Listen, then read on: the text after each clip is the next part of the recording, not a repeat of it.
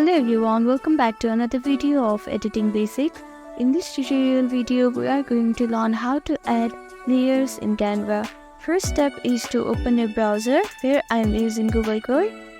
Now on the search bar, type in canva.com. Now you can see create a design option on the top right corner. Click on it and create a new blank design. Now after creating this template, you can see upload option here. Click on upload and add the desired photo.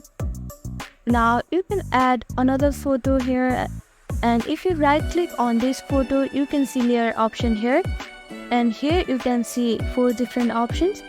If you click on send to back, then this photo will be layered back. Likewise, if you right click and click on layer and click bring to front, then this picture will be shown in front of the other picture. Thank you for watching this video. I hope this video was helpful to you. Please do like, share and subscribe to our channel. And don't forget to comment down below if you have any queries. Thank you.